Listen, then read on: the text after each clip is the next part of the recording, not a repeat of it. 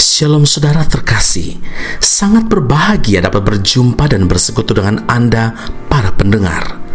Kita dapat merenungkan isi hati Tuhan, berdoa dan memuji Tuhan bersama dalam Bread of Life audio saat ini. Mari kita siapkan hati kita untuk masuk dalam hadirat-Nya saat ini juga. Tuhan Yesus mengasihi Anda dan siap memberkati Anda. Kasih-Mu layakan seluruh hidupku, mampukan ku melakukan yang Kau inginkan. Tak bisa ku terlepas, Kau menggenggam tanganku, ingin lebih mengenal pribadi-Mu.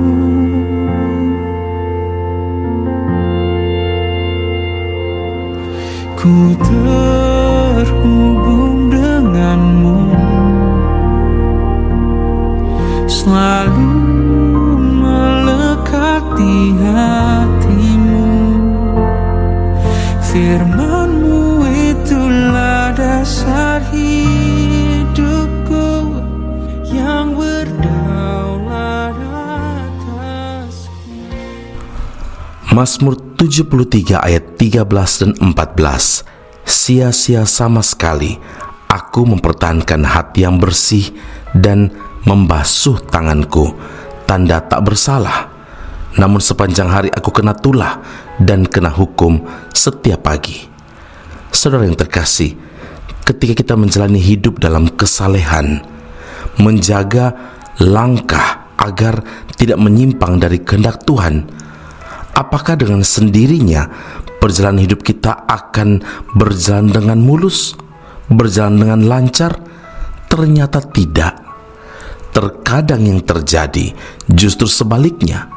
Ketika seseorang tampil beda dengan hidup menurut kehendak Tuhan, yaitu hidup saleh, justru seringkali menjadi bahan tertawaan atau ejekan, dipandang sebelah mata, dijauhi dan disebut sok rohani atau sok suci, karena tidak tahan dengan perkataan dan fitnahan cibiran orang, tidak tahan dengan tekanan orang-orang sekitar.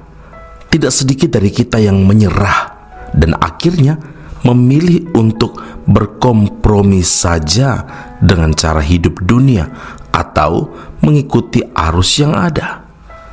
Sungguh, hidup saleh menjadi hal yang sukar didapati dalam dunia saat ini. Mazmur 12 ayat 2, orang saleh telah habis, telah lenyap orang-orang yang setia dari antara anak-anak manusia. Karena kebanyakan orang hidup menurut kehendaknya sendiri dan menyimpang jauh dari kebenaran.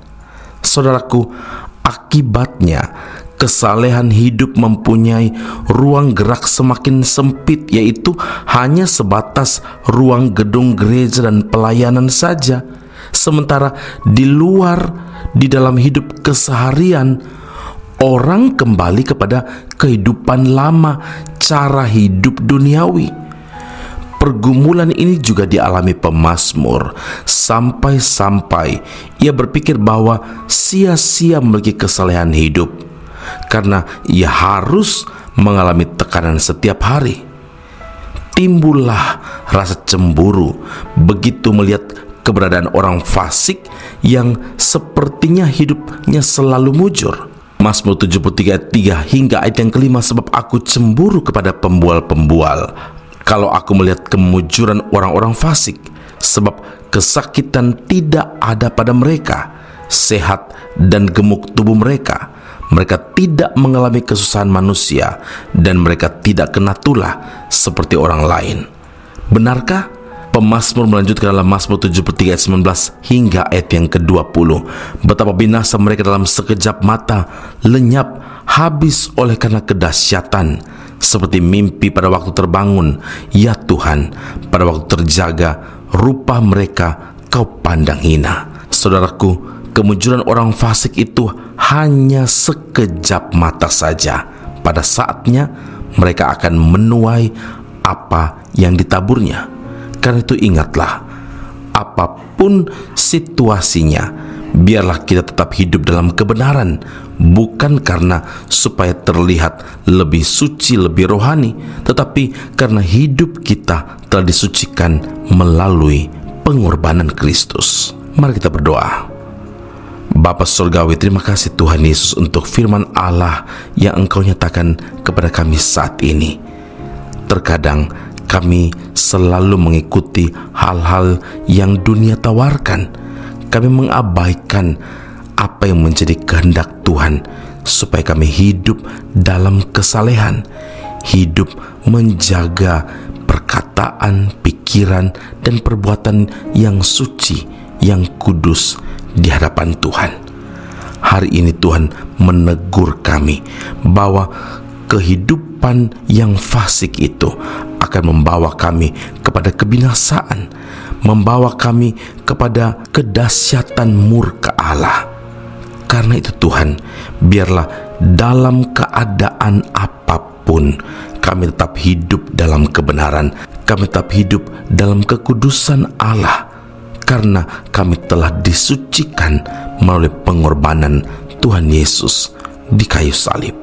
Terima kasih Bapa di surga, terima kasih Tuhan Yesus, terima kasih Roh Kudus untuk firman-Mu saat ini. Tanamkan, materialkanlah firman dalam kehidupan kami, dalam Kristus Yesus Tuhan dan Juru Selamat kami. Kami berdoa dan mengucap syukur kepada Bapa di surga. Haleluya. Amin. Tuhan Yesus memberkati Anda. Sampai jumpa.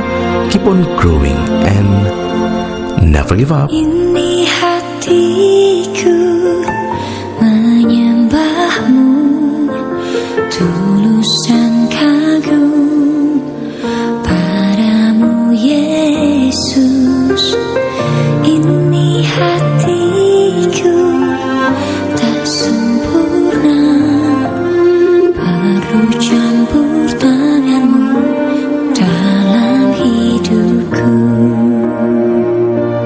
Hatiku mengasihi-Mu,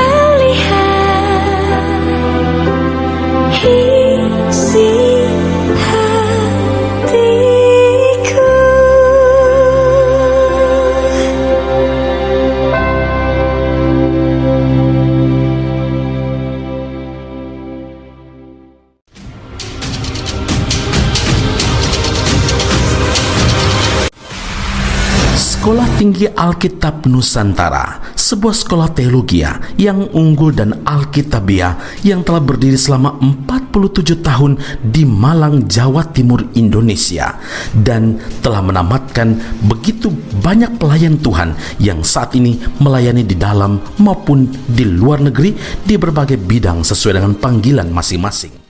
Sekolah Tinggi Alkitab Nusantara membuka cabangnya di Malaysia dan menjalankan kelasnya secara online. Program yang ditawarkan adalah sarjana atau degree dalam bidang teologi dan master atau magister dalam bidang teologi. Anda masih boleh bekerja dan bahkan melayani sambil mengupgrade diri Anda dan belajar bersama di Sekolah Tinggi Alkitab Nusantara cabang Malaysia. Untuk informasi dan pendaftaran sila hubungi 017 7923 798. Sekali lagi 017 7923 798. Jumpa Anda di Sekolah Tinggi Alkitab Nusantara. Tuhan Yesus memberkati.